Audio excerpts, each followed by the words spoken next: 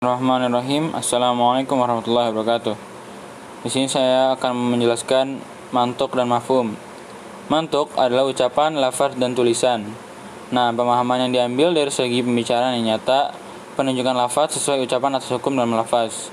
Jadi apa yang dikatakan itulah yang dimaksud. Mantuk dibagi menjadi 4. Yang pertama ada nas, yang artinya jelas tanpa takwil. Contohnya aqimis shalah wa atuz zakah, yaitu dirikanlah salat dan tunaikanlah zakat. Kemudian yang zahir jelas, perlu takwil. Contohnya innallaha ala arsyis tawa, sesungguhnya Allah di atas arsy, yaitu bersemayam. Kemudian mantuk sharih dan ghairu sharih. Ya, yang keduanya lagi sharih, ucapan tegas, mana tegas suatu lafaz sesuai penciptaannya, seluruh ataupun sebagian.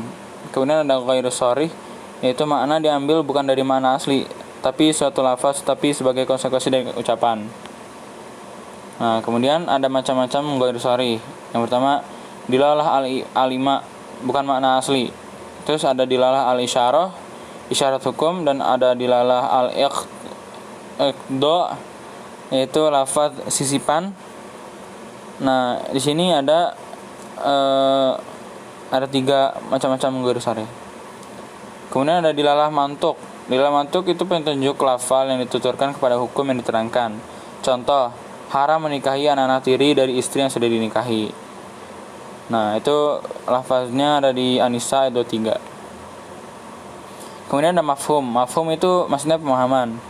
Pemahaman ini diambil dari segi pembicaraan yang tidak nyata. Jadi apa yang diucapkan belum tentu iya itulah yang dia maksud. Nah, di sini ada lafaznya yang artinya dilalah mafhum adalah petunjuk lafal bahwa hukum dari lawan disebut berlawanan dengan hukum yang disebut. Nah, mafhum dibagi menjadi 2. Ada mafhum muwafaqah dan mafhum mukhalafah. Yang muwafaqah di sini ada lafaznya yang artinya petunjuk lafal yang bersamaan antara hukum yang disebut dengan hukum yang disebut. Ada 2 nih, fahwal khitab dan lahnal khitab. Fahwal khitab lebih utama. Contohnya, mukul lebih tidak boleh dari kata-kata keji. Kemudian di yang kedua adalah lahnal khitab yang artinya sama, menghabiskan harta anak yatim dengan cara apapun. Contohnya itu. Kemudian ada mafhum mukhalafah. Mafhum mukhalafah itu pengertian yang dipahami berbeda dari ucapan, baik dalam istimbat maupun nafi. Nah, mafhum mukhalafah ada 5 macam. Nah, yang pertama ada sifat. Contohnya nikah anak kandung, budak mukmin. Nah, kedua ini contohnya dari surat An-Nisa ayat 23 dan 25. Kemudian ada ghayah, contohnya makanan minum atau benang putih dan hitam. Contohnya di Al-Baqarah ayat 187. Kemudian ada syarat, mafhum syarat ya.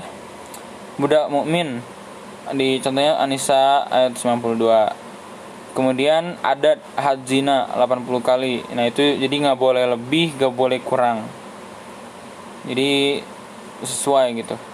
Contohnya ada di surah An-Nur 4. Kemudian ada laqab Muhammad Rasulullah.